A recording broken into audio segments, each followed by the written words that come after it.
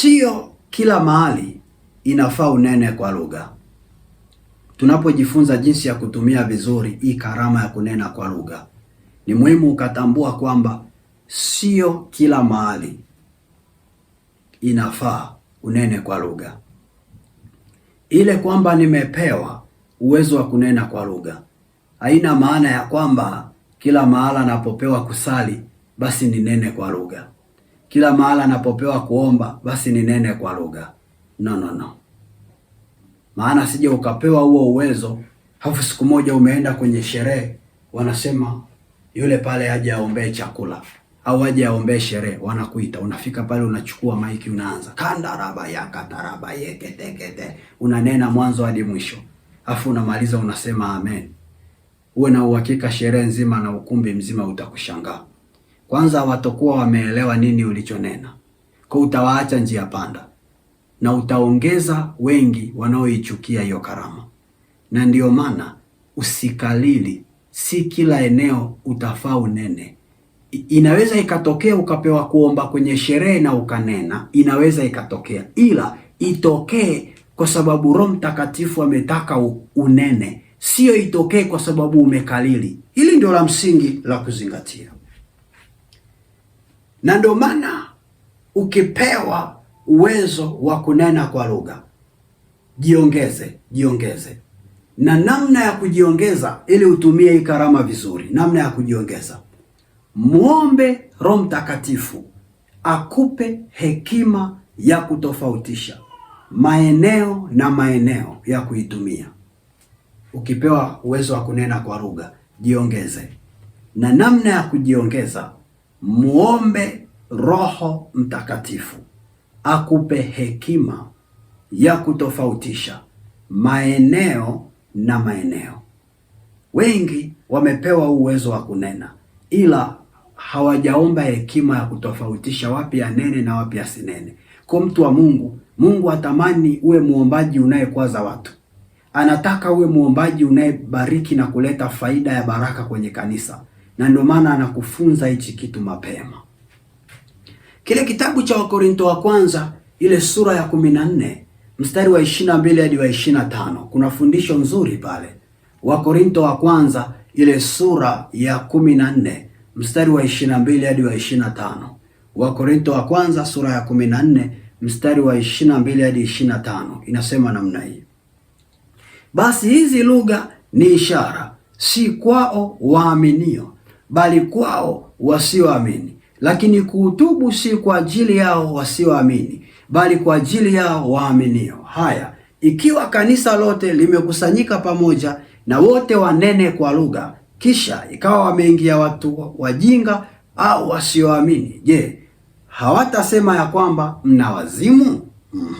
Lakini wote wakihutubu, kisha akaingia mtu asiyeamini au mjinga, abainishwa na wote, ahukumiwa na wote. Siri za moyo wake huwa wazi, na hivyo atamwabudu Mungu akianguka kifudifudi na kukiri ya kuwa Mungu yu kati yenu bila shaka.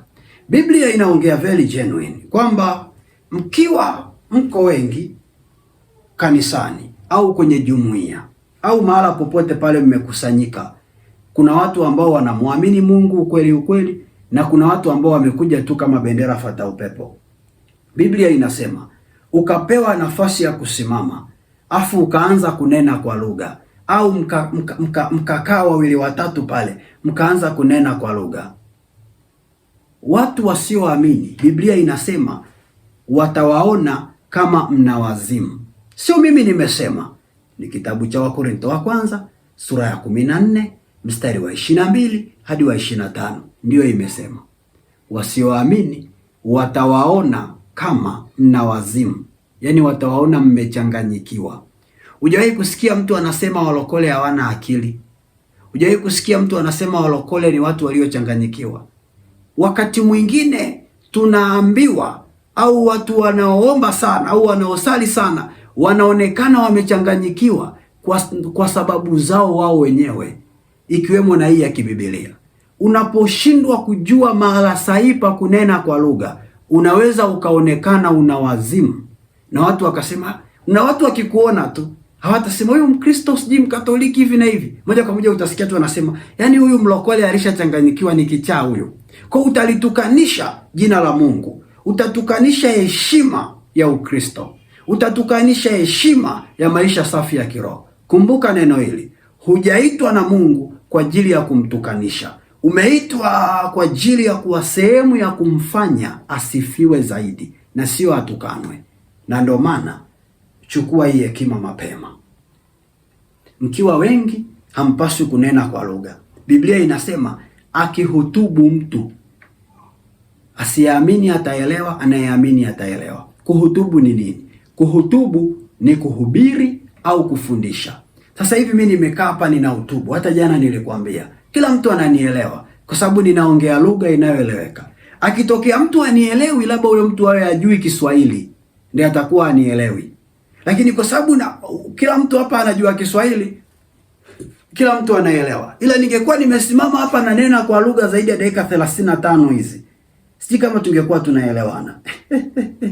Kwa mtu wa Mungu aliye hai, ukipewa uwezo wa kunena kwa lugha, sio kila mahala uwe unanena. Mkiwa mpo kwenye kadamnasi ya watu, usinene kwa lugha. Ukiambiwa ombea watu, waombee kawaida kwa Kiswahili. Ikitokea maneno ya kunena yamekuja, ataleta Roho Mtakatifu mwenyewe. Na uzuri wa Roho Mtakatifu akikuletea maneno ya kunena kwa lugha, yatakuwa ni machache mno kiasi ambacho hata haitawavuruga watu. Ila ukijiletea we mwenyewe kwa kukalili, utamuombea mtu mwanzo mwisho umenena kwa lugha. Mtu wa Mungu, si kwamba hauwezi kumuombea mtu kwa kunena kwa lugha. Unaweza. Na hata mimi mwenyewe kuna muda huwa inanitokea na muombea mtu kwa kunena kwa lugha. Ila itokee ikiwa ni Roho ametaka, sio wewe umetaka. Hata mwanzo nilikwambia hivi. Pointi ya msingi ni nini? Pointi ya msingi ni kwamba kunena kwa lugha kunaenda kwa mazingira na mazingira, eneo na eneo, mahali na mahali. Na ndio maana Paulo anatuambia tutake zaidi kuhutubu kuliko kunena kwa lugha. Kwa sababu kuhutubu kunajenga wengi, ila kunena kwa lugha kuna kujenga wewe pekee unayenena. Mtu wa Mungu aliye hai, itumie hii karama ya kunena kwa ajili yako na kwa ajili ya wale Mungu atakaotaka yeye, si kwa wewe kukalili. Na Paulo mwishoni huwa ana finalize vizuri sana anapoambia, lakini nataka zaidi na nyie mnene kama mimi ninavyonena, nami nanena zaidi ya wote. Ndivyo Paulo alivyosema. Kwa na wewe pia unene zaidi ya wote, ila ukiwa kwenye sala zako. Nafikiri hii imeshaeleweka. Na ukizingatia hizi kanuni, hakika hutorudi nyuma. Utanena kwa lugha na kanisa litajengwa. Kandaraboshakarabasiki.